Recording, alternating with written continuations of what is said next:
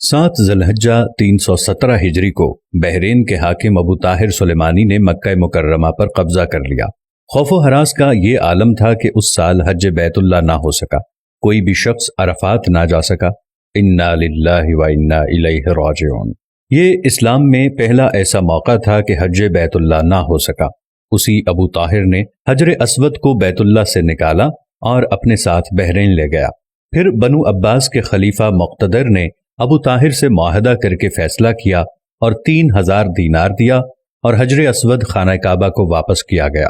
یہ واپسی 339 کو ہوئی، گویا کہ 22 سال خانہ کعبہ حجر اسود سے خالی رہا۔ جب فیصلہ ہوا کہ حجر اسود کو واپس کیا جائے گا تو اس سلسلے میں خلیفہ وقت نے ایک بڑے عالم محدث عبداللہ کو حجر اسود کی وصولی کے لیے ایک وفد کے ساتھ بحرین بھجوایا۔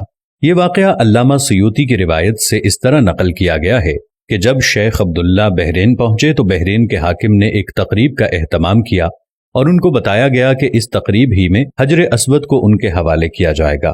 اب انہوں نے ایک پتھر جو خوشبودار تھا خوبصورت غلاف سے نکالا گیا کہ یہ حجر اسود ہے، اسے لے جائیں۔ محدث عبداللہ نے فرمایا کہ نہیں، بلکہ حجر اسود میں 2 نشانیاں ہیں، اگر اس میں یہ نشانیاں پائی جائیں تو یہ حجر اسود ہوگا، ورنہ یہ حجر اسود نہیں ہے۔ ایک تو یہ کہ حجر اسود ڈوبتا نہیں ہے، دوسرا یہ کہ آگ سے بھی گرم نہیں ہوتا۔ اس پتھر کو جب پانی میں ڈالا گیا تو ڈوب گیا، پھر آگ میں اسے ڈالا گیا تو سخت گرم ہو گیا، یہاں تک کہ پھٹ گیا۔ محدث عبداللہ نے فرمایا یہ ہمارا حجر اسود نہیں۔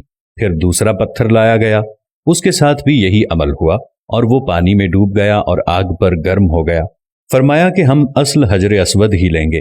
پھر اصل حجر اسود لایا گیا اور آگ میں ڈالا گیا تو ٹھنڈا نکلا، پھر پانی میں ڈالا گیا تو پھول کی طرح پانی میں تیرنے لگا۔ تو محدث عبداللہ نے فرمایا یہی ہمارا حجر اسود ہے اور یہی خانہ کعبہ کی زینت ہے اور یہی جنت والا پتھر ہے۔ اس وقت ابو طاہر نے تعجب کیا اور پوچھا کہ یہ باتیں آپ کو کہاں سے ملی ہیں؟ تو محدث عبداللہ نے فرمایا کہ یہ باتیں ہمیں جناب رسول اللہ صلی اللہ علیہ وسلم سے ملی ہیں کہ حجر اسود پانی میں ڈوبے گا نہیں اور آگ سے گرم نہیں ہوگا، کیونکہ یہ پتھر جنت سے لایا گیا ہے اور اس پتھر کی یہ خاص خصوصیات ہیں کہ نہ ہی یہ پانی میں ڈوبے گا اور نہ ہی یہ آگ سے گرم ہوگا۔ ابو طاہر نے کہا کہ یہ دین روایات سے بڑا مضبوط ہے۔ جب حجر اسود مسلمانوں کو مل گیا تو اسے ایک کمزور اونٹنی کے اوپر لادا گیا، جس نے تیز رفتاری کے ساتھ اسے خانہ کعبہ پہنچایا۔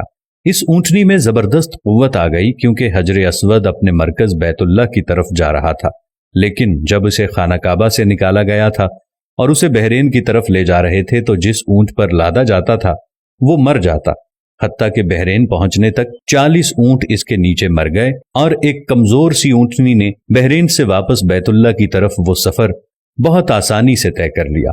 کیا خوبصورت شان ہے میرے اللہ کی، کیا خوبصورت شان ہے میرے نبی کی، اور کیا خوبصورت شان ہے اس حجر اسود کی کہ جو جنت کا پتھر ہے۔ اللہ تعالی ہم سب کو، آپ دیکھنے والوں کو، تمام کو حجر اسود کی زیارت نصیب فرمائے، ہم سب کو خانہ کعبہ کی زیارت نصیب فرمائے، آمین ثم آمین۔